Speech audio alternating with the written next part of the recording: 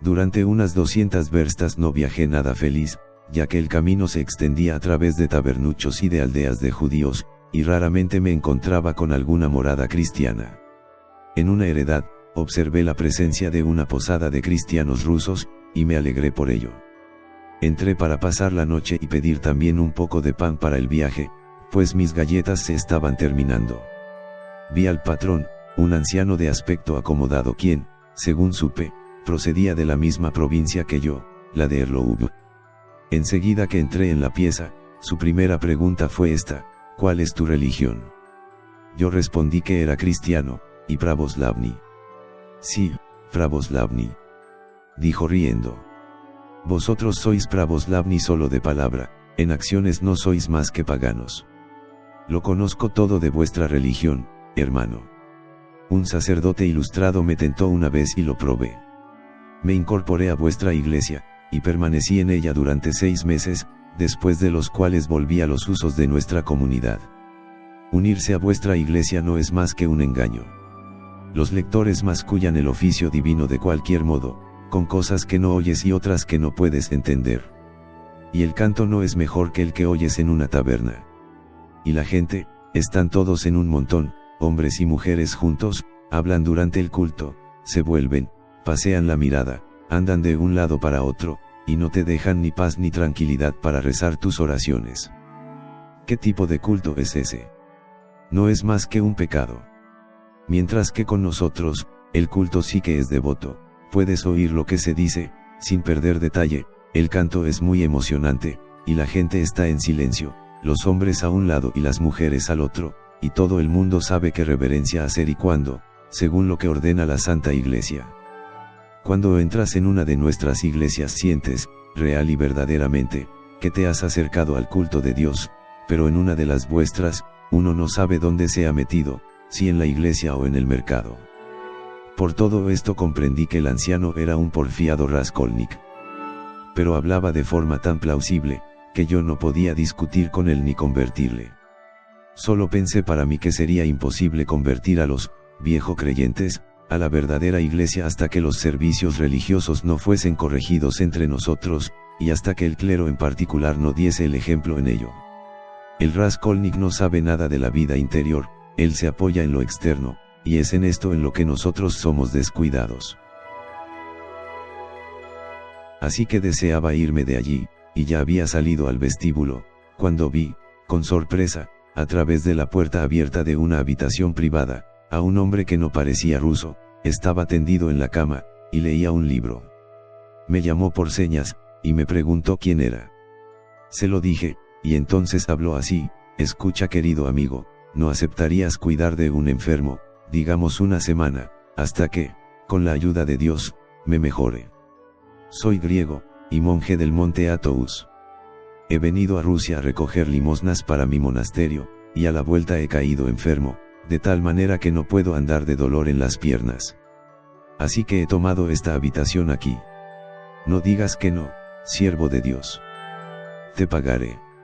No hay ninguna necesidad de que me pagues. Te cuidaré con mucho gusto tan bien como pueda, en el nombre de Dios. Permanecí con él, pues. De él escuché mucho sobre lo que atañe a la salvación de nuestras almas. Me habló de Athos, la montaña santa, de los grandes podvisniki que hay allí, y de los muchos ermitaños y anacoretas. Tenía con él un ejemplar de la Filocalía en griego, y un libro de Isaac el Sirio. La leímos juntos y comparamos la traducción eslava de Paisius Velichkovsky con el original griego. Él declaró que sería imposible traducir del griego con más exactitud y fidelidad que como con la Filocalía lo había hecho Paisius el eslavo. Al darme cuenta que él estaba siempre en oración, y que era muy versado en la plegaria interior del corazón, y dado que hablaba ruso perfectamente, le consulté sobre esta cuestión.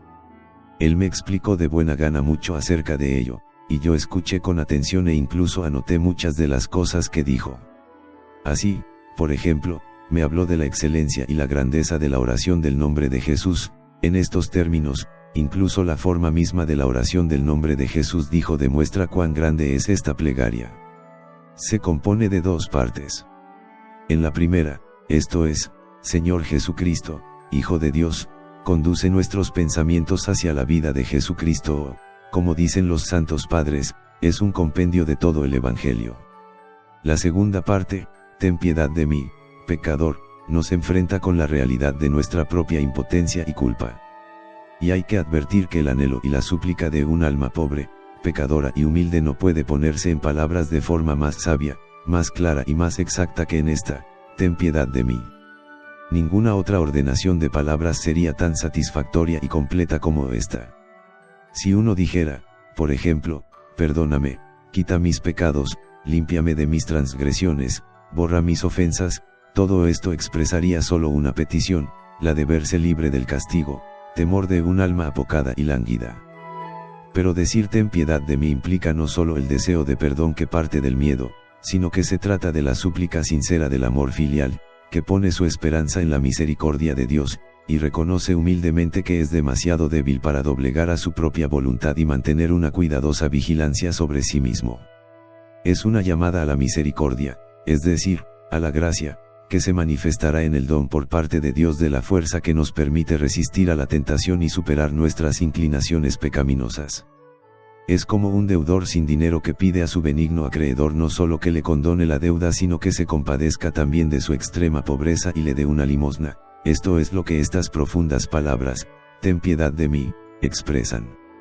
Es como decir, Dios misericordioso, perdona mis pecados y ayúdame a corregirme, despierta en mi alma un fuerte impulso a seguir tus mandatos. Dispensa tu gracia en el perdón de mis pecados presentes, y para que dirija hacia ti solo mi mente, mi voluntad y mi corazón negligentes. Me maravillé de la sabiduría de sus palabras, y le di las gracias por instruir a mi alma pecadora, y él continuó enseñándome otras cosas admirables. Si quieres, dijo, y yo le tomé en cierto modo por un erudito, pues dijo haber estudiado en la Academia de Atenas, continuaré, hablándote del tono en que se dice la oración. Yo he tenido ocasión de oír a muchos cristianos temerosos de Dios rezarla oralmente tal como la palabra de Dios les ordena, y de conformidad con la tradición de la Santa Iglesia. La usan tanto en sus oraciones privadas como en la Iglesia. Si escuchas atentamente, y en intimidad, esta queda recitación de la oración, puedes advertir para tu provecho espiritual que el tono de la voz varía en distintas personas. Así pues, algunos ponen énfasis en la primera palabra de la oración y dicen Señor Jesucristo, y luego completan el resto en un tono llano. Otros empiezan la oración con voz uniforme y cargan el acento en mitad de la oración, sobre la palabra Jesús, como si fuera una exclamación, y concluyen, de nuevo, en el mismo tono que al inicio. Otros, aún, empiezan la oración y la continúan sin poner ningún énfasis hasta que llega a las últimas palabras, ten piedad de mí, donde levantan sus voces en rapto. Y algunos dicen toda la oración con todo el énfasis puesto en la frase Hijo de Dios. Ahora, escucha. La oración es una y la misma. Los cristianos ortodoxos sostienen una única profesión de fe. Y es noción común a todos ellos que esta oración, sublime entre todas, incluye dos cosas, el Señor Jesús y la llamada a Él. Esto se sabe que es igual para todos.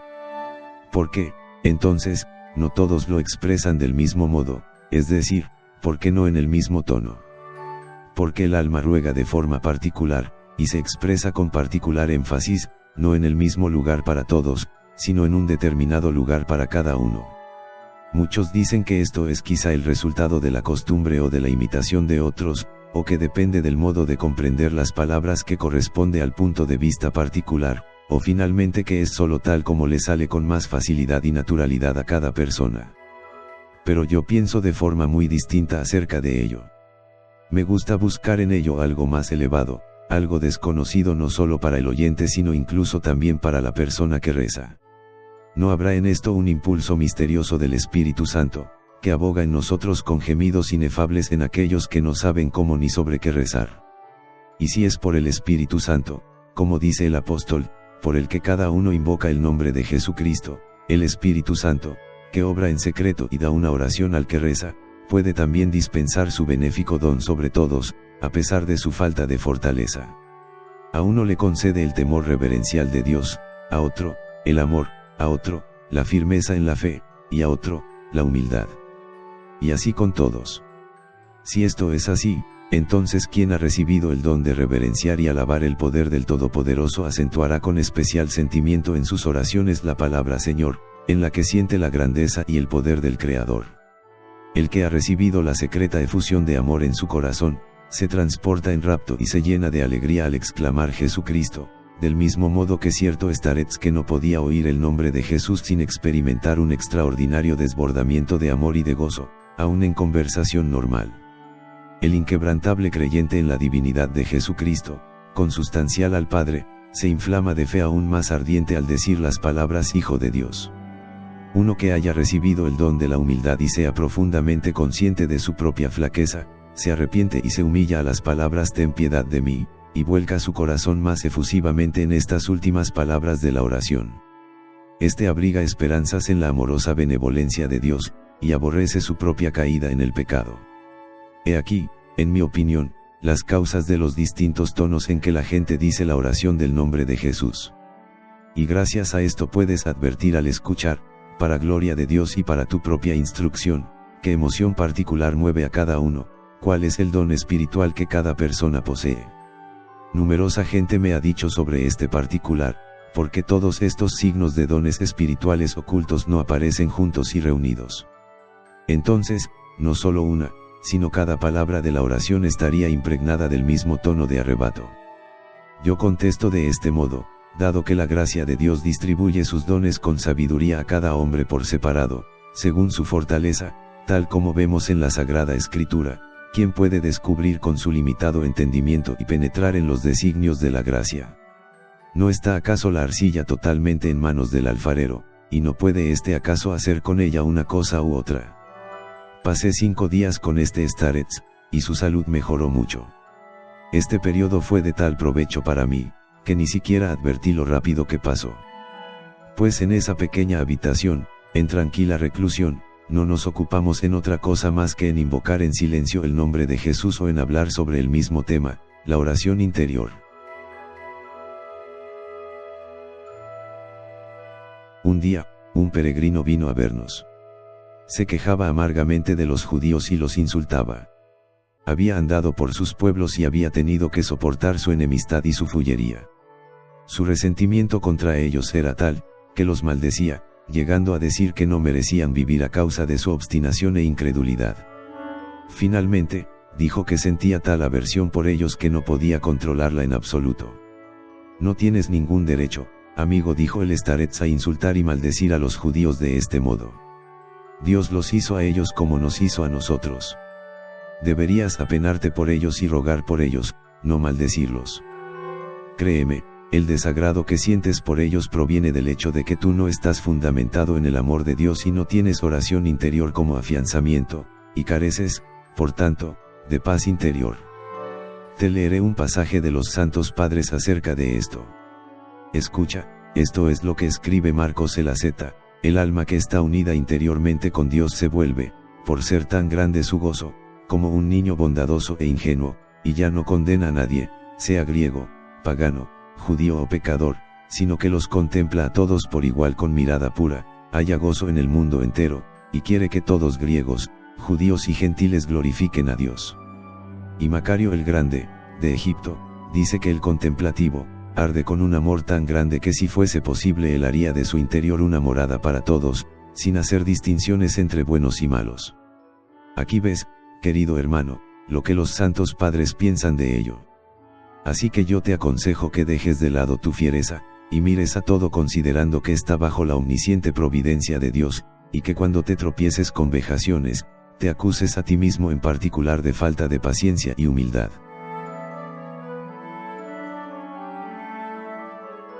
Por fin, pasó más de una semana y mi starets se repuso.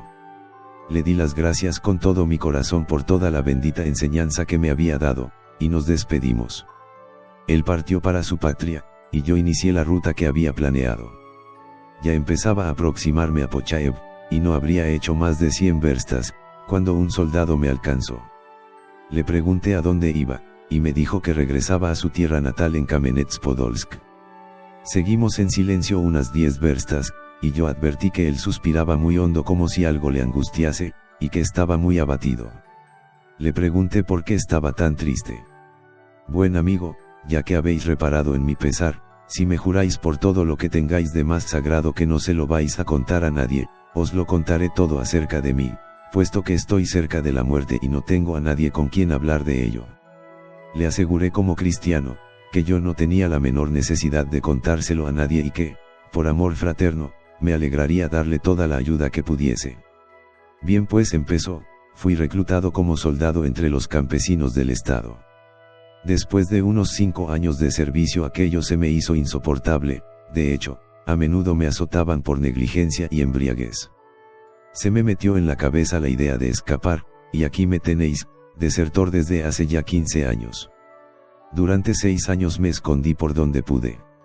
Robé en granjas, despensas y almacenes. Robé caballos, atraqué tiendas. Y continué esta especie de profesión siempre yo solo. Me deshacía de lo robado de varias maneras. Me bebía el dinero, y llevaba una vida depravada cometiendo toda suerte de pecados. Solo que mi alma no pereció. Me siguió yendo muy bien, pero al final fui a parar a la cárcel por vagar sin pasaporte. Pero incluso de allí escapé cuando se me presentó la ocasión.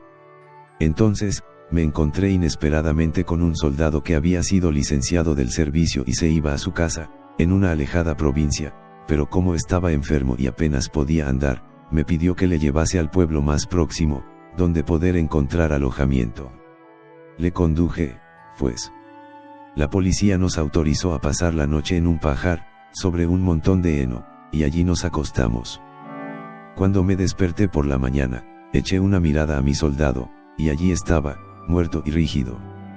Busqué apresuradamente, pues, su pasaporte, es decir, su licencia, y cuando la hube encontrado, junto con una buena suma de dinero también, y mientras todos dormían aún, salí de aquel cobertizo y del patio trasero tan aprisa como pude, me metí en el bosque y desaparecí. Al leer su pasaporte, vi que en edad y en señas distintivas era casi igual que yo. Me alegré mucho por ello, y me interné resueltamente en la región de Astracán. Allí empecé a sentar un poco la cabeza, y conseguí trabajo como labrador. Me asocié con un anciano que tenía casa propia y era tratante de ganado. Vivía solo con su hija, que era viuda. Después de un año viviendo con él, me casé con esta hija suya. Luego, el anciano murió. No pudimos llevar adelante el negocio. Yo empecé a beber de nuevo, y mi esposa también, y en un año hubimos gastado todo lo que el viejo nos dejó. Y entonces, mi mujer enfermó y murió. Vendí todo lo que quedaba, así como la casa, y pronto me gasté el dinero. No tenía ya nada, pues, de qué vivir, nada que comer. Así que volví a mi antigua profesión de comerciar con géneros robados, y con tanta más audacia cuanto que ahora tenía un pasaporte. Me dediqué, pues, otra vez a mi vieja vida depravada durante cerca de un año. Vino una temporada en la que durante mucho tiempo no tuve ningún éxito. Le robé un viejo caballo miserable a un bobil 9, y se lo vendí a los matarifes por un ochavo.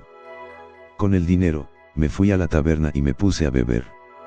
Tuve la idea de ir a un pueblo donde había una boda, con la intención de pillar todo lo que pudiese una vez que estuvieran todos dormidos después del festín. Como el sol no se había puesto todavía, me metí en el bosque para esperar la noche. Allí, me tumbé y caí en un profundo sueño. Y entonces tuve un sueño, en el que me vi en una ancha y hermosa pradera. De repente, una nube horrible se levantó en el cielo, y luego sobrevino un trueno tan espantoso que el suelo tembló bajo mis pies. Y fue como si alguien me hincase hasta los hombros en la tierra, la cual me oprimía por todos lados. Solo mis manos y mi cabeza quedaban fuera.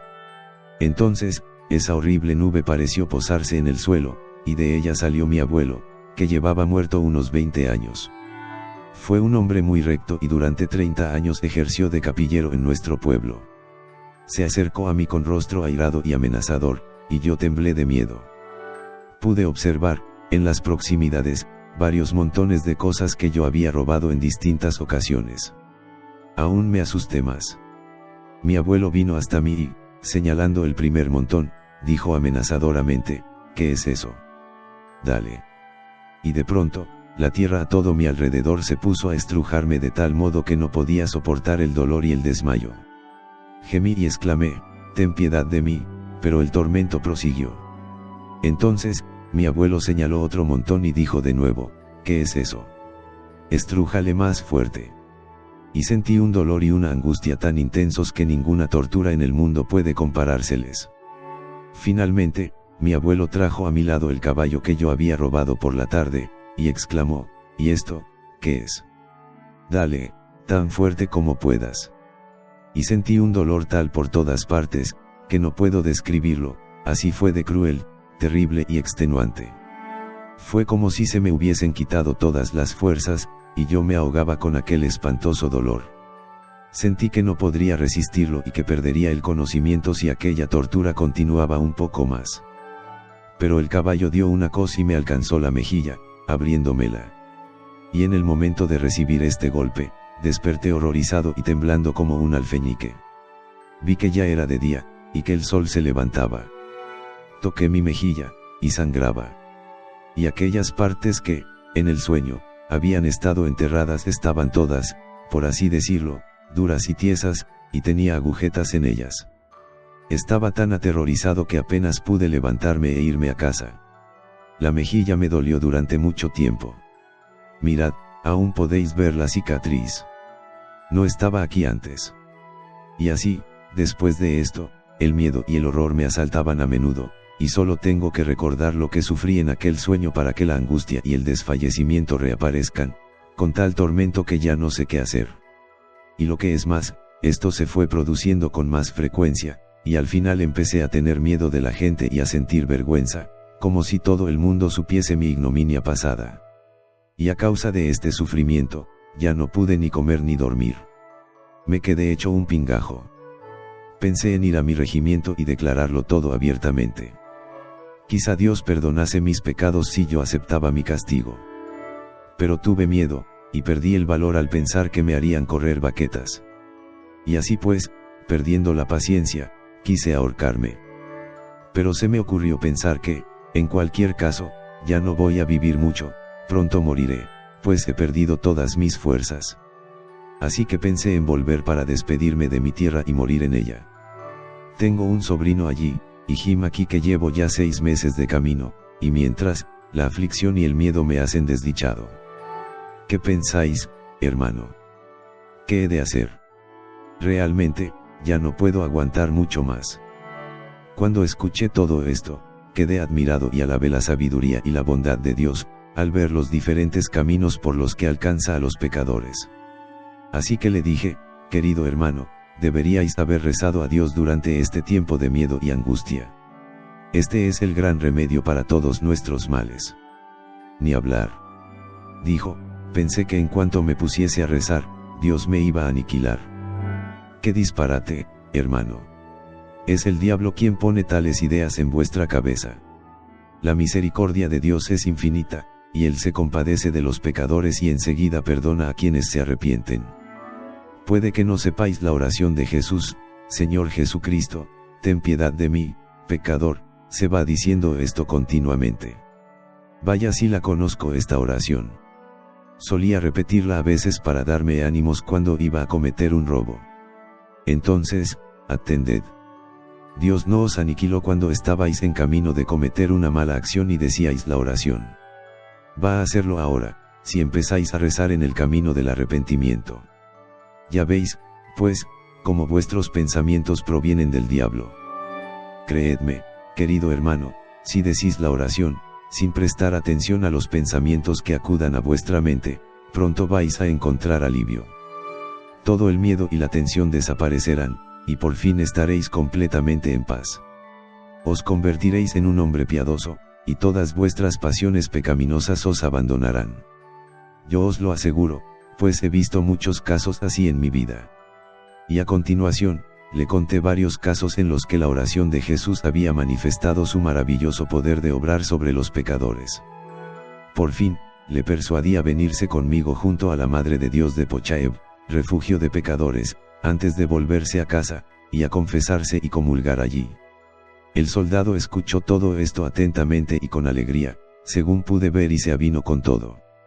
Nos fuimos juntos a Pochaev, con la condición de que ninguno de los dos hablaría al otro, sino que diríamos la oración todo el tiempo. En este silencio, anduvimos todo un día. Al día siguiente, me manifestó que se sentía mucho más aliviado y que era patente que su mente estaba más tranquila que antes. Llegamos a Pochaev al tercer día, y yo le exhorté a no interrumpir la oración ni de día ni de noche, mientras estuviera despierto, y le aseguré que el santísimo nombre de Jesús, que resulta insoportable para nuestros enemigos espirituales, tendría la fuerza para salvarle.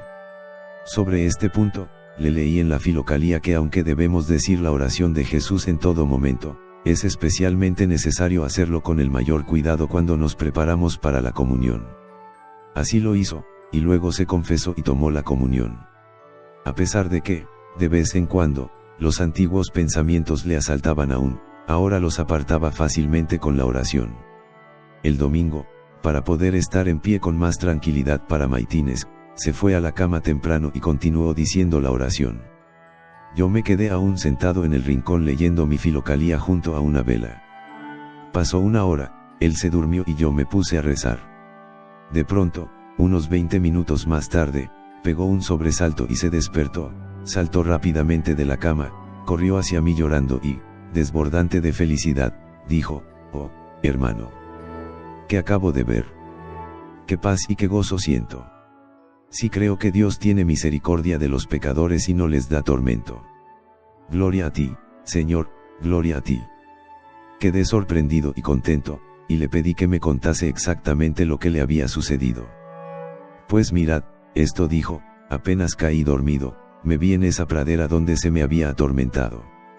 Al principio, me aterroricé, pero vi que en vez de una nube, el sol se levantaba y una luz maravillosa brillaba sobre todo el prado. Y vi que en él había flores rojas y hierba. Luego, de pronto, se me acercó mi abuelo, con el aspecto más afable que os podéis imaginar, y me saludó dulce y cariñosamente. Y dijo: «Ve a Sitomir, a la iglesia de San Jorge. Te tomarán bajo protección eclesiástica. Pasa allí el resto de tu vida, y reza sin cesar. Dios tendrá misericordia de ti». Cuando hubo dicho esto, hizo sobre mí la señal de la cruz y desapareció inmediatamente.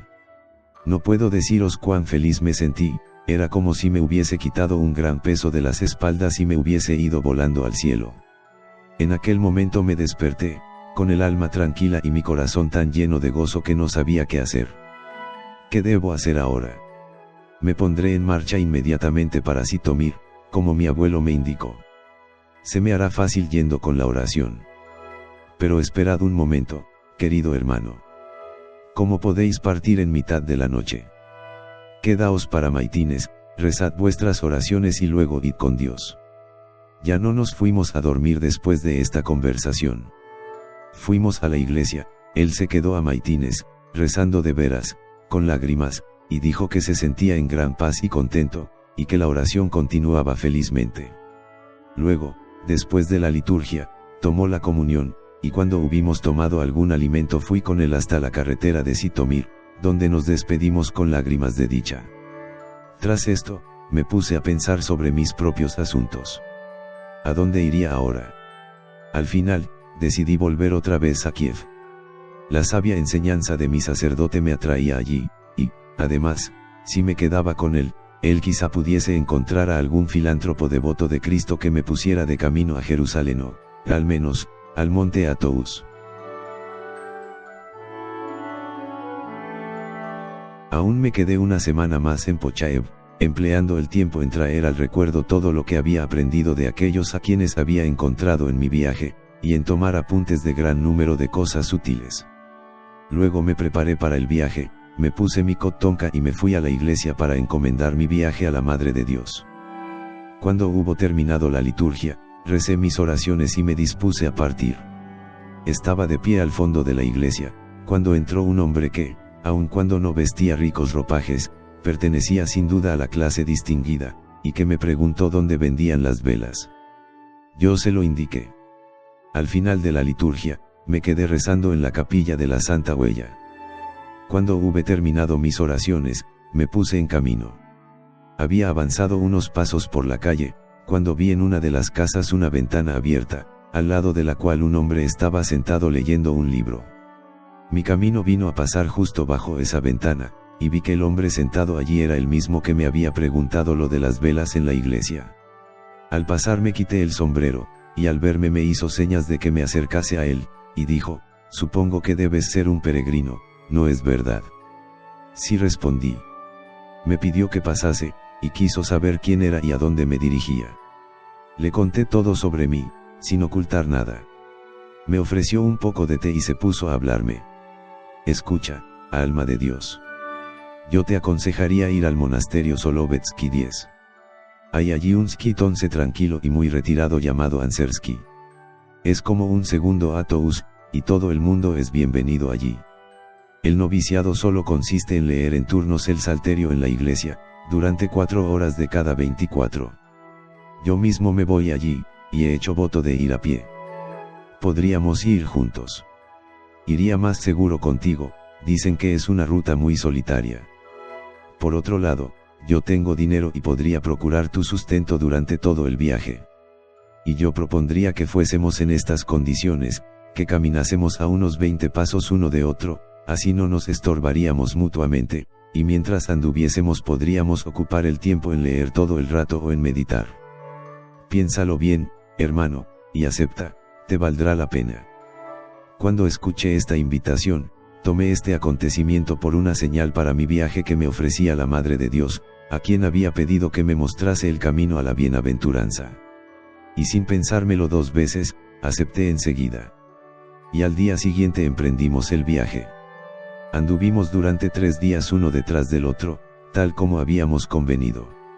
Él leía un libro en todo momento, un libro del que nunca se separaba, ni de día ni de noche, y a veces meditaba sobre algo. Al fin, nos detuvimos en un lugar determinado para cenar. Él comió con el libro abierto delante, y sin apartarle la vista. Vi que el libro era un ejemplar de los Evangelios, y le dije: «¿Me permitís la pregunta, Señor, de por qué no os separáis de los Evangelios ni un instante, ni de día ni de noche? ¿Por qué los tenéis siempre en la mano y los lleváis con vos?». «Porque de él y solo de él aprendo casi continuamente», respondió. «¿Y qué aprendéis?». Dije a continuación: «La vida cristiana, que se resume en la oración. Considero que la oración es el medio más importante y necesario para la salvación y el primer deber de todo cristiano. La oración es el primer paso en la vida piadosa y asimismo su corona, y es por tal motivo por el que el Evangelio manda la oración incesante. Para los demás actos de devoción, hay su momento asignado, pero en la cuestión de la oración no hay momentos de descanso. Sin la oración es imposible hacer ningún bien, y sin el Evangelio no se puede aprender adecuadamente acerca de la oración. Por lo tanto, todos aquellos que han alcanzado la salvación por medio de la vida interior, los santos predicadores de la palabra de Dios, así como eremitas y solitarios, y desde luego todos los cristianos temerosos de Dios, fueron instruidos por su indefectible y constante ocupación con los abismos de la palabra de Dios, y por su lectura del Evangelio. Muchos de ellos tenían el Evangelio constantemente en sus manos, y en sus enseñanzas sobre la salvación daban este consejo: «Siéntate en el silencio de tu celda y lee el Evangelio, y vuélvelo a leer. Aquí tienes el motivo de por qué me ocupo solo con el Evangelio». Esta argumentación suya y su anhelo por la oración me satisficieron mucho. Le pregunté a continuación de qué evangelio en particular sacaba la enseñanza acerca de la oración. «De todos por igual», respondió, «mejor dicho, de todo el Nuevo Testamento, leído por orden. Llevo leyéndolo mucho tiempo y captando el sentido, y esto me ha mostrado que hay en el Santo Evangelio una graduación y una cadena regular de enseñanza acerca de la oración, empezando por el primer evangelista y continuando hasta el final por orden sistemático. Por ejemplo, justo al comienzo se establece el modo de enfoque o la introducción a la enseñanza sobre la oración, luego, la forma o la expresión exterior de esta en palabras. Más adelante, encontramos las condiciones necesarias para poder ofrecer la oración y los medios de aprenderla, con ejemplos, y finalmente, la enseñanza secreta acerca de la incesante oración interior y en espíritu del nombre de Jesucristo, que es mostrada como más elevada y más salutífera que la oración exterior. Y luego viene su necesidad, su fruto bendito, y así sucesivamente. En una palabra, se puede obtener del Evangelio un conocimiento pleno y detallado acerca de la práctica de la oración, en un orden y una secuencia sistemáticos, de principio a fin. Oyendo esto, decidí pedirle que me lo mostrase todo en detalle, y le dije, puesto que me apetece escuchar y hablar acerca de la oración más que ninguna otra cosa, me complacería mucho ver esta secreta cadena de enseñanza sobre ella, en todos sus detalles. Por el amor de Dios, pues, mostradme todo esto sobre el mismo Evangelio. Aceptó de buen grado, y, ofreciéndome un lápiz, dijo, abre tu Evangelio, míratelo y toma apuntes de lo que te diga. Ten la bondad de mirar estas notas mías. Ahora dijo, busca primero en el capítulo 6 del Evangelio de San Mateo, y lee del versículo 5 al 9. ¿Ves cómo aquí tenemos la preparación o la introducción, enseñando que debemos ponernos a rezar no por vanagloria y ruidosamente, sino en silencio y en lugar solitario, y que debemos rezar solo por el perdón de los pecados y la comunión con Dios, y no inventar infinidad de demandas innecesarias sobre cosas temporales, como hacen los gentiles? Luego, lee más adelante en el mismo capítulo, del versículo 9 al 14. Aquí se nos da la forma de la oración, es decir, en qué términos debe ser expresada. Ahí tienes reunido con gran sabiduría todo lo que es necesario y deseable para nuestra vida. Después, continúa leyendo los versículos 14 y 15 del mismo capítulo, y verás las condiciones que es necesario observar para que la oración sea eficaz. Ya que Dios no perdonará nuestros pecados a menos de que perdonemos a los que nos han agraviado. Pasa ahora al capítulo 7, y hallarás, del versículo 7 al 12, cómo tener éxito en la oración, cómo ser intrépido en la esperanza, pedid, buscad, llamad. Estas expresiones enérgicas describen la frecuencia en el rezo y el apremio a practicarlo, de tal modo que la oración no solo acompañe toda acción sino que incluso la preceda en el tiempo. Esto constituye la principal propiedad de la oración. Verás un ejemplo de ello en el capítulo 14 del Evangelio de San Marcos, del versículo 32 al 40, donde el propio Jesucristo repite a menudo las mismas palabras de la oración. El Evangelio de San Lucas, capítulo 11, versículos 5 al 14, da un ejemplo parecido de oración repetida en la parábola del amigo importuno, y en el ruego repetido de la viuda, que ilustra la orden de Jesucristo de que debemos orar siempre, en todo momento y en todo lugar, y no abandonarnos al desaliento, es decir, a la pereza. Después de esta detallada enseñanza, es el Evangelio de San Juan el que nos muestra la enseñanza esencial acerca de la secreta oración interior del corazón. Ello se nos ilustra, en primer lugar, en el profundo relato de la conversación de Jesucristo con la samaritana, donde es revelada la adoración interior a Dios en espíritu y en verdad que Dios desea, y que consiste en la verdadera oración continua, como una fuente de agua viva que salta hasta la vida eterna. Más adelante, en el capítulo 15, versículos 4 al 8, se nos describe más decididamente aún la fuerza, el poder y la necesidad de la oración interior, es decir, de la presencia del Espíritu en Cristo, en conmemoración incesante de Dios. Finalmente, lee los versículos 23 al 25 del capítulo 16 del mismo evangelista. Fíjate qué misterio se nos revela allí. Tú observas que la oración de Jesús, cuando se repite con frecuencia, tiene la mayor fuerza y con gran facilidad abre el corazón y lo santifica. Esto puede observarse muy claramente en el caso de los apóstoles, que habían sido discípulos de Jesucristo durante todo un año, y a quienes él ya había enseñado el Padre Nuestro, que conocemos a través de ellos, pero al término de su vida terrena, Jesucristo les reveló el misterio que aún faltaba en sus oraciones. A fin de que su oración pudiese dar un claro paso adelante, les dijo, hasta ahora no habéis pedido nada en mi nombre. En verdad os digo, cuanto pidierais al Padre en mi nombre os lo dará. Y así sucedió en su caso. Puesto que, siempre ya luego, cuando los apóstoles hubieron aprendido a ofrecer oraciones en el nombre de Jesucristo, cuántas obras maravillosas realizaron y cuán abundante luz fue derramada sobre ellos. Ves ahora el encadenamiento, la plenitud de la enseñanza acerca de la oración depositada con tanta sabiduría en el Santo Evangelio. Y si sigues después con la lectura de las epístolas de los apóstoles, puedes encontrar en ellas también la misma enseñanza consecutiva acerca de la oración. Como continuación a las notas que ya te he dado, te mostraré varios pasajes que ilustran las propiedades de la oración.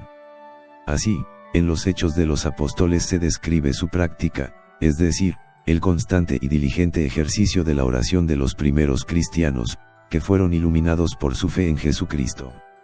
Se nos refieren los frutos de la oración o el resultado de estar constantemente en oración, es decir, la efusión del Espíritu Santo y de sus dones sobre los que rezan.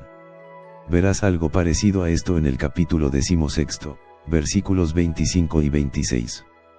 Luego, sigue por orden las epístolas de los apóstoles, y verás, primero, cuán necesaria es la oración en toda circunstancia; segundo, cómo el Espíritu Santo nos ayuda a rezar; tercero, cómo todos debemos rezar en espíritu; cuarto, cuán necesarias son la tranquilidad y la paz interior para la oración; quinto, cuán necesario es rezar sin cesar; y sexto, que no debemos rezar solo por nosotros mismos, sino por todos los hombres. Y de este modo, consagrando largo tiempo a extraer con gran cuidado el significado, podemos encontrar aún muchas más revelaciones del conocimiento secreto que se oculta en la palabra de Dios, el cual se nos escapa si solo la leemos de vez en cuando o por encima. ¿Te das cuenta, después de lo que te acabo de indicar, con qué sabiduría y qué método revela el Nuevo Testamento la enseñanza de nuestro Señor Jesucristo sobre la materia que hemos estado investigando, en qué maravillosa secuencia está expuesta en los 4 evangelistas? Es de este modo, en San Mateo vemos el acceso, la introducción a la oración, la forma concreta de esta, las condiciones de la misma, y así sucesivamente. Sigamos adelante. En San Marcos encontramos ejemplos, en San Lucas, parábolas, en San Juan, el ejercicio secreto de la oración interior, aunque esto también se encuentre en los otros evangelistas, bien sea brevemente bien por extenso. En los Hechos se nos describen la práctica de la oración y sus resultados, en las epístolas de los apóstoles y en el propio Apocalipsis, muchas propiedades asociadas inseparablemente con el acto de rezar. Y ahí tienes la razón por la cual los evangelios me bastan como maestro en todos los caminos de la salvación.